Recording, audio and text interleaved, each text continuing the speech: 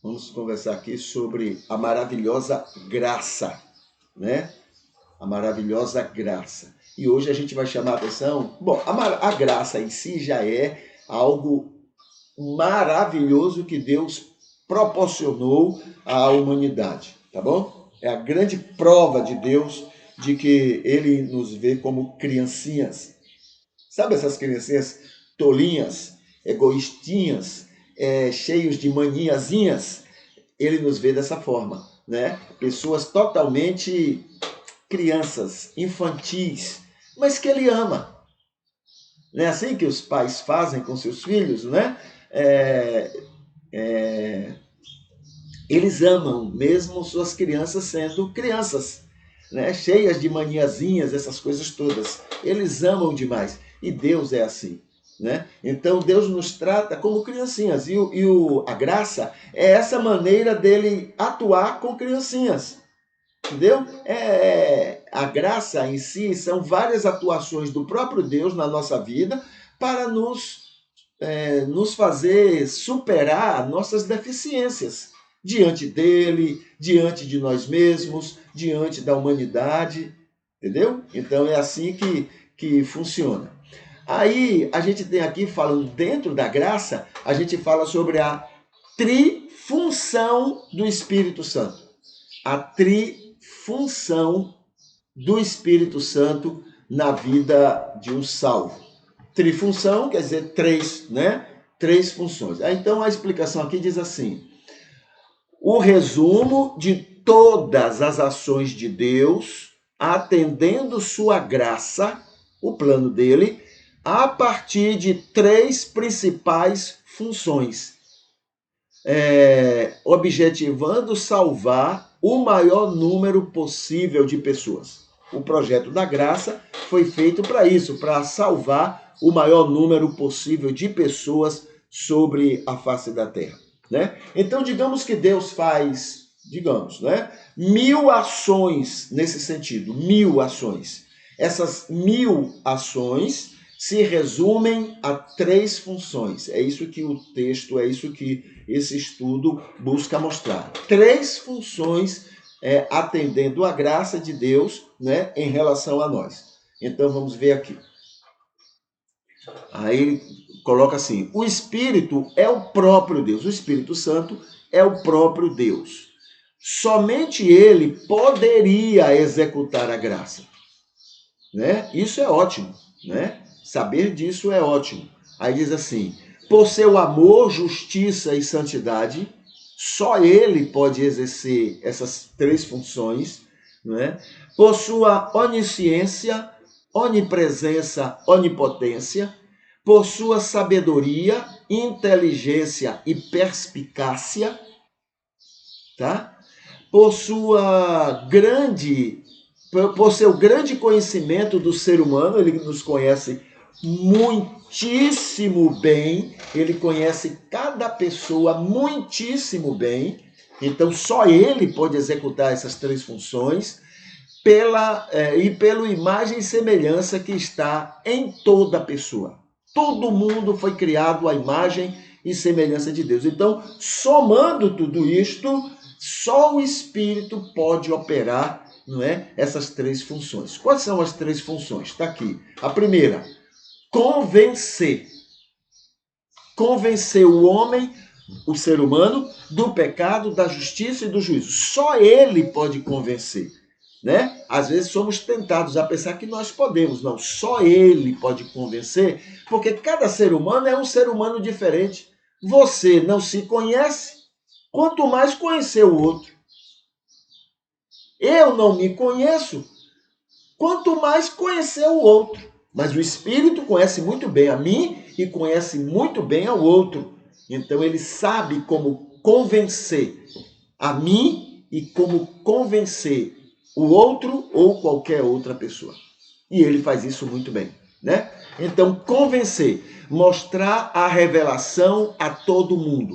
Começa por aí. O convencer é o Espírito trabalhar para pegar toda a revelação de Deus que ele tem preparado para falar ao mundo e levar isso a todo ser humano sobre a face da terra.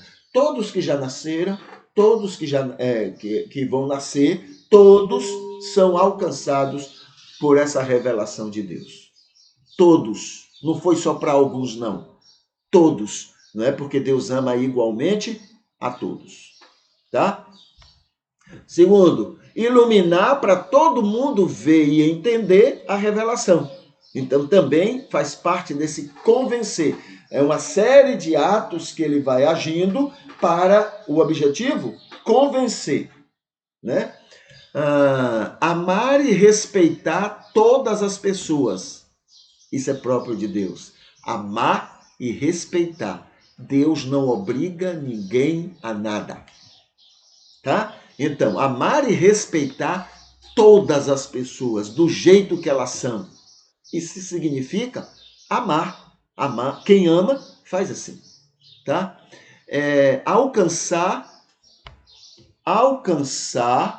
tolerar, acolher e abençoar todas as pessoas. Vou repetir. Alcançar todas, tolerar, quem ama tolera, tolerar todas, acolher todas e abençoar todas as pessoas, sem exceção. E igualmente, tá? E igualmente. E levá-las a saberem e sentirem tudo isso. Não é somente fazer tudo isso, não. Que elas vejam, entendam, percebam isto. Porque tudo isso faz parte do convencer. Toda é uma obra do Espírito. Também convencer e atrair todos ao querer permitir que Deus haja. Então, ele faz tudo isso para levar as pessoas a querer e permitir. Qual é a diferença de querer e permitir? É muito interessante isso, né? Todo mundo está convencido do pecado. Aí, aqueles que não querem mudança na vida deles, né, dessas pessoas, não querem, esses não vão praticar oficialmente, digamos, uma religiosidade. Mas aqueles que querem vão para uma religiosidade, preocupadas em serem ou fazerem algumas coisas para agradar a essa divindade, porque descobriram que são pecadores e não querem continuar. Então, primeiro é querer. Aí, agora tem uma diferença. Querer, esses querem, mas nem todos permitem. Aí é que está a diferença entre o joio e o trigo. Tá? O joio é aquele que quer, mas não permite, porque ele não quer abrir mão dele. Ele quer fazer as coisas para Deus do jeito dele, como ele acha, se impondo e fazendo do jeito que ele acha. Enquanto que o trigo, não. O trigo se rende. Aí ele permite que o Espírito é quem faça isso na vida deles. Viu a diferença? É por isso que o joio é joio. Religioso, mas é joio. E o trigo é trigo. Religioso, mas é trigo. Entendeu? Essa é a diferença. Querer e permitir. O joio apenas quer. O trigo quer e permite. Essa é a diferença, tá? Vamos ver aqui mais. A segunda função do Espírito Santo é converter. Então, converter, mudar, fazer a pessoa ser nova criatura para Deus. Entendeu? Deixa de ser aquela criatura antes e se torna agora uma nova criatura dentro da justiça de Deus. Salvar, confirmar o nome dessa pessoa no livro da vida. Por que confirmar? Porque Deus sabia lá no início da fundação do mundo, ele já sabia, né, quem iria passar por esse novo nascimento. E lá ele colocou meu nome, né, o nome de todos que passariam pelo novo nascimento. Aí, no dia que eu levantei minha mão, né, foi assim que eu me decidi, mas isso não quer dizer que todo mundo que levanta a mão está se convertendo, né? Mas tem outras maneiras. Às vezes a pessoa nem percebeu conscientemente que se entregou e se entregou. E quando isso acontece, o Espírito vai lá no livro da vida, claro que isso é uma ilustração, tá? Ele vai lá e coloca aquele sinal de que aconteceu, ó, esse aconteceu, e assim por diante. Claro que isso é uma ilustração, tá? E também salvar e confirmar no livro da vida. Então, essa é a segunda função, converter, mudar a mim, porque eu permiti que ele fizesse essa mudança, tá bom? E santificar. Santificar. É a terceira função do Espírito. Santificar, em particular, a cada indivíduo, né?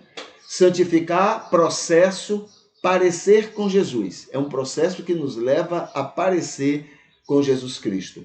Fazer bem-aventurado, sal e luz do mundo. É uma obra do Espírito. Ele, né, depois que eu passo pelo novo nascimento, que ele me converte, que ele muda minha natureza, agora ele vai fazer com que eu seja bem-aventurado. E por ser bem-aventurado, eu vou ser sal e luz do mundo, porque quando você está bem, você quer todo mundo bem. Mas quando você não está bem, você se incomoda com o bem que o outro está. Que coisa, né? Quando você vê alguém planejando uma maldade para alguém, é porque ele não está bem. Entendeu? Essa pessoa não está bem. Porque quando ela está bem, mesmo que o outro esteja fazendo alguma coisa contra ela, ela ainda quer assim o bem do outro. Entendeu? É natural isso. Isso é uma coisa espontânea em cada ser humano. Você conhece a pessoa pelo que ela deseja em relação aos outros. Que coisa, né? Mas é assim que funciona. Entendeu?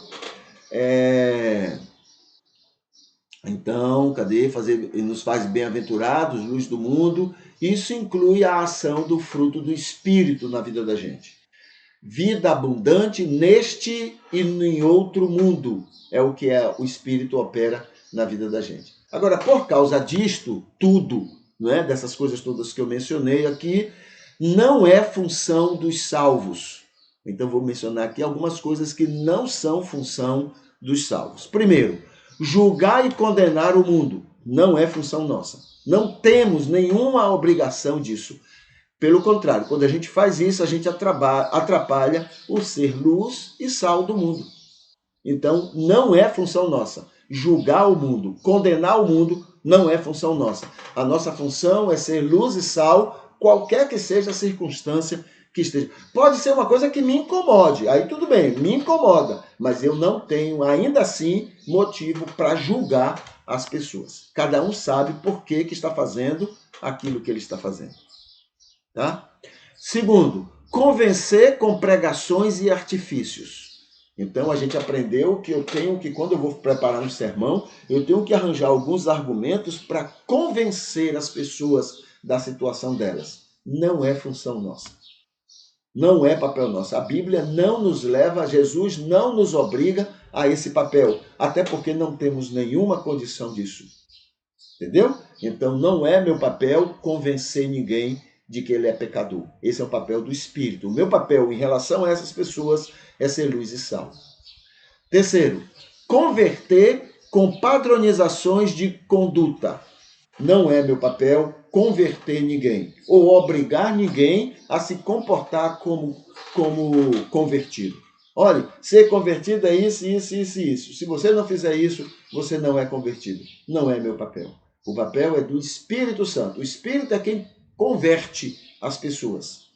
Muitas vezes ele converte e a pessoa vai ser de um jeito diferente do que eu sou. Mas eu começo a julgar ela, dizendo, não, ela não é da minha religião, não é da minha igreja, ela não faz igual a mim. Essa necessidade carnal, diabólica que a gente tem de achar que todo mundo tem que ser igual. Entendeu? Então, não é converter. E também não é santificar com rituais pseudo-espirituais. Fica inventando rituais, né? Levante as mãos para Deus lhe abençoar. Coloca a Bíblia debaixo do braço. Fala Senhor, Senhor, Senhor, para você ficar mais santo. Jejue para você ficar mais santificado. Não é papel nosso. A santificação é uma obra do Espírito Santo, não é nossa. Não recebemos essa responsabilidade. A nossa responsabilidade apenas é ser luz e sal do mundo. Só isso. E que na nossa alimentação já é muita coisa. É preciso que o Espírito nos ajude nisso. Mas é só isso. Não precisamos fazer nenhuma outra coisa. Tá bom? Muito bem. Aí a gente fica por aqui. né? A gente vai se despedindo e amanhã a gente está de volta, com fé em Deus. Se tudo correr bem, a gente está de volta para a gente continuar as nossas reflexões, os nossos estudos a respeito da misericórdia de Deus, a respeito da revelação de Deus. Tá bom? Deixa eu colocar aqui uma musiquinha e a gente vai se despedir. Até mais. Deus abençoe.